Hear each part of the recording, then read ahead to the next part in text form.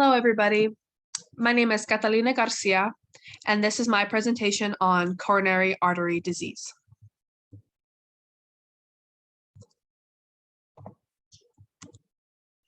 So for this presentation, a general overview of the objectives are, we're going to look at coronary artery disease, the general overview of this disease, as well as the causes and symptoms. And then we will look into the rehabilitation and recovery. After we go over that, we will look at the research implications and coronary artery disease in research. So first, coronary artery disease. This is a disease that develops when the primary blood vessels that supply the heart are either diseased or damaged. Usually this damage is from an increase of plaque that obstructs the vessels. This is primarily talking about the primary arterial vessels that are nearest the heart, connected nearest the heart. Other names that apply to this disease are coronary heart disease or ischemic heart disease. So this disease is detrimental because the arteries that are supplying are the major vessels that supply blood, oxygen, and other nutrients to the heart. So obstructing these is obstructing blood flow, which in turn obstructs blood flow to the heart, and from the heart to, excuse me, the rest of the body. So continuing on, the causes and symptoms. Excuse me. Causes. The main cause, as I spoke about earlier, is plaque buildup in the walls of the arteries. And we're going to look at a picture after this that will showcase that further. So plaque buildup in the walls of the arteries is the main cause of this disease. The plaque buildup causes narrowed arteries, which then, as I spoke about earlier as well, causes decreased blood flow, as well as obstructions are more likely to perform. So narrowed arteries cause chest pain as they block blood flow to the heart muscle as well as the rest of the body. This chest pain, as we have noted earlier, is not the only repercussion of narrowed arteries, but narrow arteries causing heart disease and most likely a heart attack. So continuing on, plaque is composed of cholesterol deposits with other substances, and this plaque buildup, as we said, is what acts to narrow the arteries over time. Again, this is a process. Plaque buildup is a process and does occur over time narrowing the arteries. This specific narrowing is called atherosclerosis.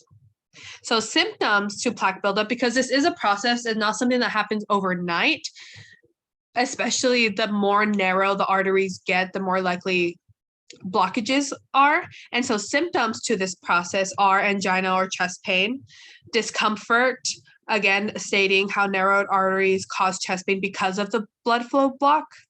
And generally the first clue of coronary artery disease, unfortunately, is a heart attack. Because this is a process and happens over time, the buildup of plaque isn't noticeable as much in the beginning of the process as it is at the end of the process, because at the end of the process is when the plaque buildup is most narrowing the arteries. So continuing on, the symptoms of a heart attack being chest pain, weakness, being lightheaded, as well as pain in the arms and shoulders, this being because of that blockage, and then shortness of breath. So these are the symptoms and causes of coronary artery disease. So as we were speaking about earlier, plaque buildup over time, as you can see I'm assuming you can see my cursor. As a side note, I'm assuming you can see my cursor. So we're looking at this first circle up here, which represents the artery, the walls of the arteries we can see here. The process is this plaque buildup. And as you can see it increasing, getting worse and worse and worse. And you can see how this would be uncomfortable as these blockages, blood clots forming as shown in this picture, would obstruct blood flow to the heart and then from the heart to the body. So We can see the artery here. We can see how plaque starts forming on the lining, and as it grows, it damages the arteries. We have plaque ruptures, and then eventually we can see how blood clots would form, limiting the blood flow. And then if these blood clots get loose, it can then travel to the heart and then cause other further detrimental issues. So this is a visual representation of how plaque can build up in the artery as it continues on. So, as I stated earlier, the first most common symptom, or I would say flag, that coronary artery disease is happening in a person is a heart attack.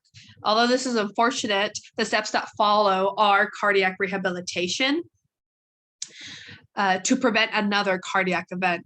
So plaque buildup happens over time and most usually develops into a heart attack or other detrimental heart disorder. So cardiac rehabilitation is a step that is taken after the symptoms of a heart attack are dealt with, I would say. And so this cardiac rehabilitation includes physical activity, education on healthy living as well, specifically meaning healthy eating and taking prescribed medicine. Again, this plaque buildup, if I could go back actually. So excuse me, plaque buildup is composed of cholesterol deposits. So to lower somebody's cholesterol would lower the ability of plaque to build up in the arteries. So a normal amount of cholesterol is not detrimental, it is not harmful, but overexposure, overconsumption of cholesterol is something that can be detrimental to a person's health, as plaque buildup is made up of this extra over-consumed cholesterol deposits. So a cardiac rehabilitation program includes education on healthy living as well as exercise to reduce cholesterol in a patient, reduce the likelihood of that plaque buildup, reducing the likelihood of coronary artery disease and the heart attack that most usually follows. Excuse me. So the program includes physical activity, education on eating healthy and taking prescribed medicine, and then counseling is given to release stress as well as improve mental health, as any disease causes both of these on the body, mentally, physically. So that is rehabilitation and recovery for coronary artery disease or coronary heart disease. So this disease is prevalent worldwide. And especially in developing countries, there are less precautions, less, I would say, information on coronary artery disease and factors to prevent it. So Okranik and his associates did a gathering of information on coronary artery disease, seeing how it most affects developing countries, as well as gathering the risk factors for coronary artery disease specifically in developing countries. So what the authors had found was that it is projected that between 1990 to 2020, there would be increased mortality rates related to because of coronary artery disease, with 82% of that increase being specifically contributed to the developing world. So that's very substantial, statistically significant amount, that 82% of coronary artery disease mortality rates be specifically attributed to the developing world. So what the authors had found was that there are less precautions set in place, as well as information on how to prevent and the risk factors of coronary artery disease, again stating that this is a process, it happens over time. Plaque buildup happens over time in the arteries. The narrowing of the arteries, atherosclerosis happens over time. So researchers had found that, excuse me, the possible risk factors that are exposing patients in developing countries to coronary artery disease, as well as in other places, are hypertension, hypercholesterolemia, diabetes, genetic factors, as well as smoking. So genetic factors specifically, coronary artery disease can run in families, and this meaning that those family members that carry those genes, it is not specific, it is not prescribed that they will get coronary artery disease, just that they are exposed to it with a higher risk of attaining coronary artery disease. And then smoking, as I stated earlier. So this research highlighted these risk factors specifically in developing countries, as well as I want to go over again that 82% of the increasing by double, I might specify, 82% of that increase is attributed to those in the developing world.